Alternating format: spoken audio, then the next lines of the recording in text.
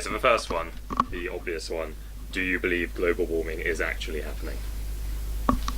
Be as brief as you like. I think the scientific evidence is fairly clear that global warming is happening. Yes, I do. And it's just a question of scale and whether the average temperature of the planet is going to rise by 2 degrees over the next 100 years, which is the bottom end of the predictions, or 5 or 6 degrees over 100 years, which is the top end of the predictions. But yes, I do think global warming is happening. Okay, next question. I'm not in shot at all, by the way, my peg's not moving in. Okay. Does that sound okay? Yeah. Yeah, it sounds good. Do I sound authoritative? Do you believe that its causes are primarily man-made? The question is global warming man-made? I suspect, I don't know this, I suspect it's 98% or thereabouts man-made. However, I do believe that there are one or two phenomenon, if you look at the evidence, that cannot be explained by increased personage on this planet. But I certainly think that the majority of the warming that's happened in the last 300 years or so ultimately does come down to increased carbon in the atmosphere, the bad effects, unfortunately, of the Industrial Revolution, and increased population of the planet. But I will be fair, there are one or two phenomena in the evidence that suggest that there may be some causes of this temperature rise that are not anthropogenic, to use the technical term. Okay, next question. Do you understand that? Yes. Do you understand I can anthropogenic? barely pronounce I can never say it. I had to think rather hard. Actually, I had to look it up in a dictionary once to see what it meant because I wasn't I sure. also had to when I first watched Oh, did your you? topic video. So there we go. Oh, right. Okay. What do you think about claims that the scientific community is largely divided on the topic of global warming? I don't think the scientific community is divided on the topic.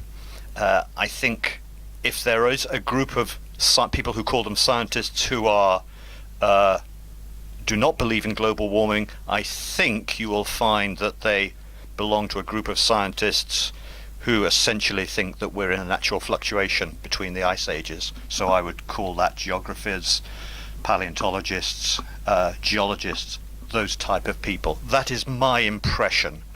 I think of the sort of, from the branch of chemistry and science that I come from, chemical physics, I don't think there's any serious player who does not think that the temperature of the planet is going up, and predominantly we, the people on this planet, have caused the problem. So I don't think the science community is divided. Unfortunately, there are a lot of very articulate, non-scientific people who get disproportionate publicity for their views. And their views are not scientific views, and they do not stand up to rational scientific argument. And I'm afraid the Chancellor of the Exchequer under the Conservative administration, Nigel Lawson, who is now late 70s or early 80s, he is the worst of the lot. You know, he's an absolute shocker. I'm sorry. That's not slanderous, it's just a statement of fact. If you actually listen hard to what he says, or hear what he says on television, there's no science there at all. But unfortunately, these people get disproportionate high publicity. Okay, next question. Stop. Oh, of course, need a refill. The next one is not so much a question, it's explaining why global warming is not caused by ozone depletion. Okay, so the question is ozone depletion and global warming due to the greenhouse effect, is there any relationship between them, or is there not? I think it's fair to say that at a first level, at a primary level, there is no relationship between them, in that global warming is a process that occurs in the troposphere, which is the region of the atmosphere from ground level up to about 10 kilometers, whereas ozone depletion is occurring in the stratosphere, which is the next region of the atmosphere from 10 kilometres up to about 40 kilometres. That said, however, one of the main causes of ozone depletion is the presence of anthropogenic chlorofluorocarbons that were made by the bucketful by industry in the 1940s, 50s and 60s, and it is now realised that these CFCs are also not very major, but they are significantly minor contributions to the overall carbon loading in the atmosphere. So there is a second derivative or a secondary relationship between these two effects, but they are not directly caused by the same phenomenon. That was brilliant. Do you understand that? Yes. Do you agree with that? Yes. Yeah. Yeah. Say what you want. I don't care. I mean, do you understand? I mean, most people understand ozone depletion in that you get these CFCs hang around, nothing removes them in the troposphere, so they float up into the stratosphere, and they're hit by harder UV radiation, they fall apart, generate chlorine atoms, and then chlorine atoms go into these catalytic cycles. Okay.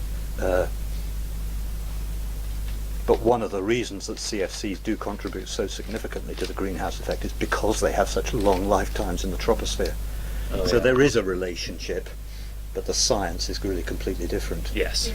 Because as I'm sure you know, global warming is caused by absorption of infrared radiation, Which ozone is not. whereas ozone depletion is to do with UV photolysis of these molecules, generating free radicals like chlorine atoms that then catalytically go on to destroy ozone.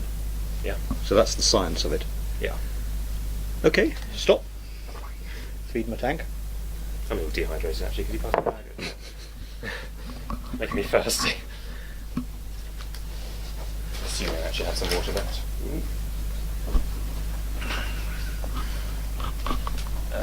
So are you guys going to come and spit into a saliva tube tomorrow? No. Oh, this is for Anthony the... Nolan. Hmm? Anthony Nolan Trust? Bone marrow thing? Stem cell thing? I'm afraid not. You're not going to? If we said we were, would you do something spectacular for the interview? I don't know what that would be. No, I'd behave just the same. I'd say, jolly good for you. You are going to, Dan? I think so. Good for you. Well done. Well done. You're over 50 kilograms and you're healthy. Don't eat, smoke or drink for half an hour before you do. You do that. Okay, sorry. Doing your part with the team. Well done. Next one is, again, sort of you explaining why it's not just a result of natural climate fluctuation. Sort of trends over long periods of time. It tends to sort of oscillate a bit. That's a difficult question to answer from my knowledge base, because I don't really have much knowledge other than what I've read and heard about long-term climate fluctuation, and I'm not a meteorologist. However, my understanding is that if you go back millions of years, the temperature of the planet has oscillated somewhat, and we are certainly between ice ages at the moment, so you might expect at a simplistic level that the temperature of the planet would really be relatively high. And it could be that that is part of the explanation about why we're having the problems at the moment. But there is no getting away from the scientific fact that the concentration of carbon dioxide in the atmosphere, which is the main contributor to carbon load, has gone up roughly 36% since the Industrial Revolution, from 280 parts per million to close on 400 parts per million now. Now you might say that 36% over 250 years isn't very much, and to a certain extent that is true, but unfortunately there is an awful lot of CO2 in the atmosphere that is causing the problem. If the concentration of CO2 was in the parts per billion or parts per trillion level, we wouldn't have this problem, but it's in the hundreds of parts per million. So a 35% increase is having a huge effect. So that's what I answered an earlier question by saying, I thought there was about a 98% chance that this was all anthropogenic and man-made. I think that extra 2%, plus or minus 2%, could be due to long-term fluctuations. And if you look back at the data, if you believe the data, of CO2 levels and the temperature of the planet going right back to 1000 AD or even earlier than that, if you believe the data, then there are some regions of history where there does not seem to be a correlation between CO2 concentrations and absolute temperature of the planets. So I can believe that there is not an absolutely perfect correlation between carbon levels in the atmosphere and temperature, but there's no doubt in my mind that what's been happening in the last 250 years is the predominant cause of why we are where we are now. Okay. Sorry, that rambled on a bit. No, that was good. You mind? And we have this magical thing called editing, so it's good. Absolutely. Oh, I know you bloody editors. Do you know, when the BBC came, you know, they called me one take Tuckett at the end. They didn't have to cut. I was focused. I just went on and on. They had to shut me up. I went on for 40 minutes. When it was shown that night on BBC, they buggers cut me down to 40 seconds. Oh. Outrageous, wasn't it? Absolutely outrageous. Huge numbers of people saw it though. It was frightening. It went out on Midlands Today at 6, the 6:30 to 7 o'clock slot. The number of people who saw it, who I know from completely outside this university, just amazing. Hey, Rich, didn't know you knew anything about that. Oh, cool, that was cool. Yeah. Okay. Next question is, again, you explain what you know, and this is one about why the Antarctic ice sheets are growing whilst other glaciers and ice sheets are melting. If you do know anything about that. The truthful answer is that I don't know the answer to that. If you tell me that data is accurate and reported on the web or the literature by respectable organisations, then of course it's true. I will believe you. What I would say, however, is that it is clear that there is some very, very long-term climate changes going on our planet at the moment. Now, it's very dangerous to take one or two particular incidents and extrapolate those.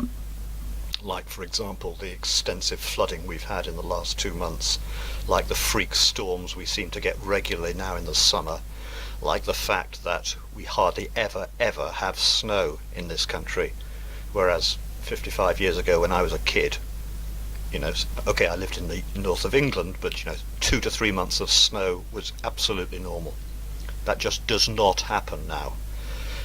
And I think I'm going a bit off message here, but I think when I go out to give talks to schools or any organisations, the one message I try to get across to people is to try to understand that there is a difference between climate and weather. Weather is short term.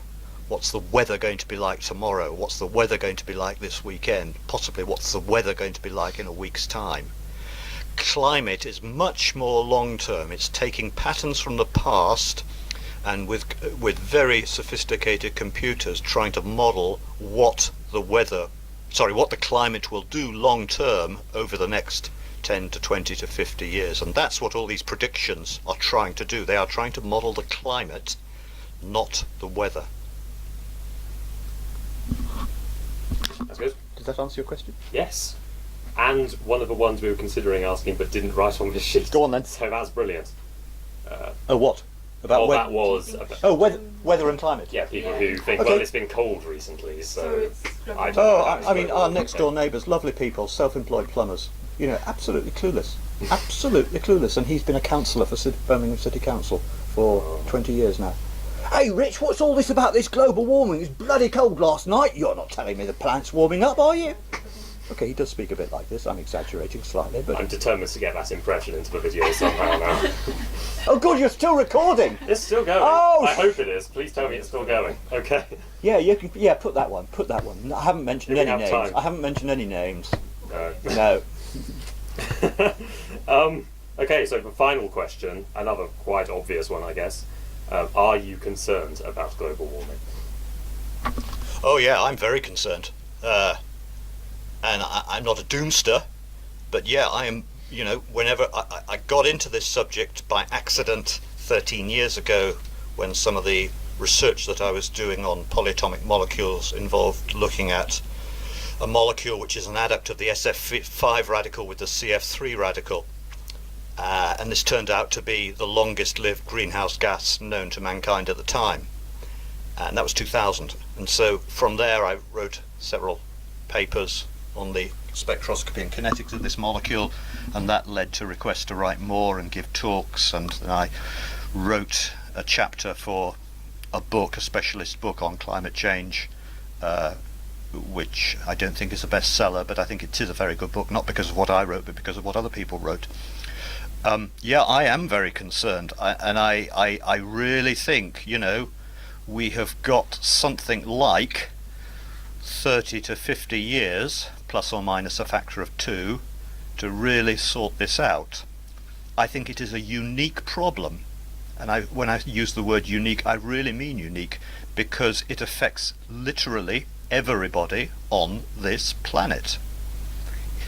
If you think back over the last 100 years, what world events have affected everybody? Possibly the Cuban crisis, because that in the 1961, because that could have been the start of the first nuclear war. Possibly the outbreak of the Second World War in 1939. Possibly the outbreak of the First World War in 1914, although that was localized to Europe. But this is everywhere. This is literally everywhere. And you've only got to look back on history to know that the poorest will suffer first. So it'll be the people on low-lying islands in the Pacific who will be swamped. It'll be the poor areas of India, Bangladesh, living on floodplains. They will go under very quickly. And I have huge sympathy with their argument that it was the rich West that has caused a lot of this. So yeah, we have a real problem, and it needs real leadership at a world level to do something about this. And if I'm a pessimist, I don't see anybody at all in the world that's got the charisma or the character or the persuasiveness to lead on something like this. I just don't see that person there. You look who's at the top of the United Nations, you look who's at the top of being running the American, the largest country in the world, democracy in the world. You look at, the past presidents of Russia. Possibly Bill Clinton has got the charisma. Whether he's got the health to do it, I don't know. But I just don't see the people. And you need a natural leader or 2 or 3 to really take this agenda and sell it to everybody that we're all in this together, to use that awful phrase. And this is going to get worse pretty quickly. So I'm 60 years old, it won't affect me, but I have 3 children and I may have grandchildren, and on it goes, it'll affect them. So does that answer your question? Perfectly. That's very kind of you to interview me, sir. Very kind of you to